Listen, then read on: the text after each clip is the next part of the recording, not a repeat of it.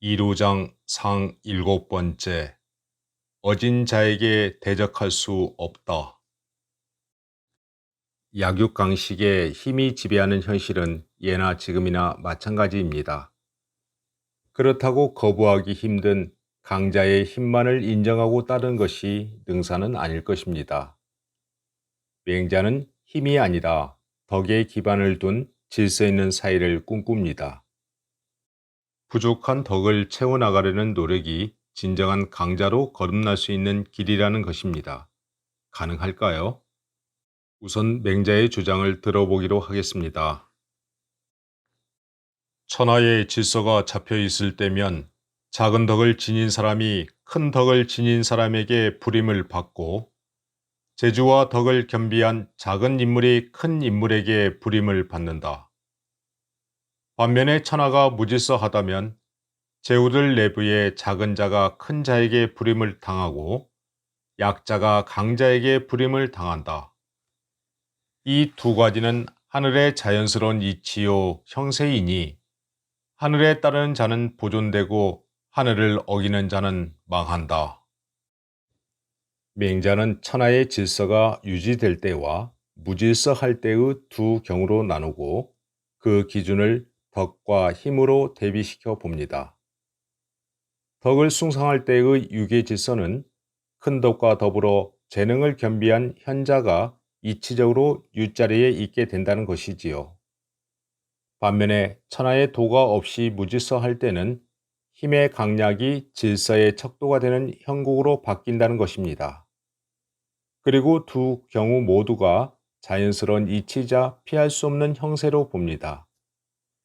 우리가 들어봤던 순천자 존, 역천자 망, 즉 하늘의 이치를 따르는 자는 생존하고 하늘의 이치를 어기는 자는 망한다는 구절이 바로 여기서 나옵니다. 그러나 맹자는 덕을 키워나가는 수덕을 주장하면서도 오로지 덕만을 강조하지는 않습니다. 덕이 없는 세상은 힘의 우열에 따라 국가의 존망이 다를 수밖에 없다는 현실적 모습을 그도 너무나 잘 알고 있었기 때문입니다. 이어지는 제나라의 사례가 그러한 경우입니다. 제나라는 본래 강하고 큰 나라였으나 경공에 이르러 주변 강대국의 불임을 받을 때의 상황입니다. 제나라 경공이 말하기를 명령을 내릴 수 없는 상황에서 또한 명령을 받지도 않는다면 이것은 남과의 관계를 끊는 것이다고 하면서 눈물을 흘리며 강대국인 오나라로 딸을 시집 보냈다. 강대국 오나라를 제나라가 감당할 수 없었기 때문이었다.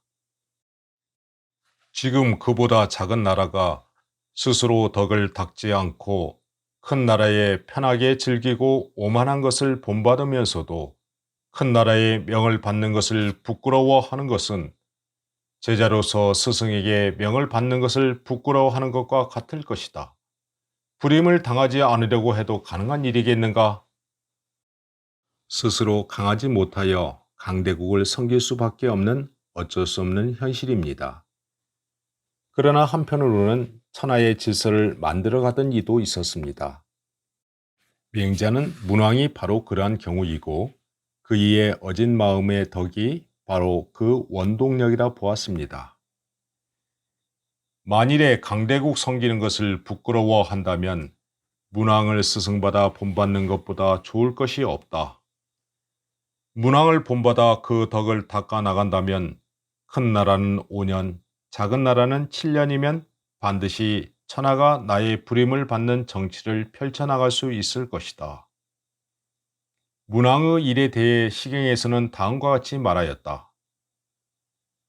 은나라 자손의 수가 몇십만 명뿐이겠는가마는 상제가 이미 명하신지라 모두 주나라에게 복종하는구나.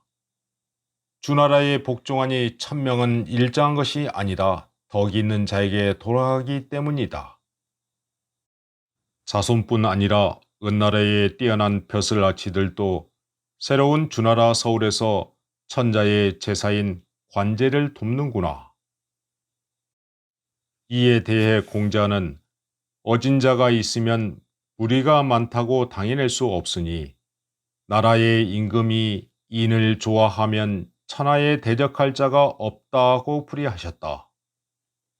이제 천하에 대적할 자가 없기를 바라면서도 문왕처럼 어진 마음으로 인정을 행하지 않는다면 이것은 뜨거운 것을 쥐고서 물로 씻지 않는 것과 같다. 시경에도 누가 뜨거운 것을 쥐고서 씻지 않을 수 있겠는가라고 하였다.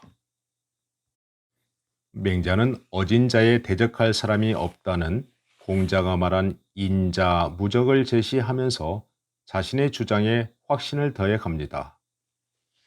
천하에서 자신을 대적할 사람이 없게 하고자 한다면 어진 마음에서 우러나오는 정치, 즉 인정을 베풀어야 한다는 것이지요. 그리고 무력이 아니라 덕으로서 천하를 움켜쥐려면 새롭게 주나라를 창건했던 문왕이 그 좋은 모델이 될 수 있다고 덧붙입니다.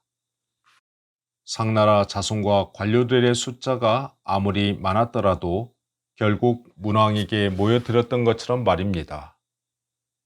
여기서는 문왕의 정치에 대해 구체적으로 소개하고 있지는 않지만 뜨거운 불을 끄기 위해 찬물을 찾듯이 분명한 원칙과 방법은 알아야 한다고 덧붙입니다.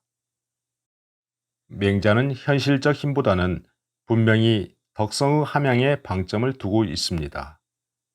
어진 자에게 대적할 사람이 없다는 말이 있듯이 현실적인 권력에 대항하거나 그를 넘어설 진정한 힘이란 덕을 키워나가야 한다는 것입니다. 긴 안목에서 약육강식의 고리에서 진정으로 벗어나는 방법이 있다면 배타적인 우월의 힘일까요? 아니면 공존의 지평을 넓혀가려는 모두를 향한 따뜻한 마음에서 찾아야 할까요?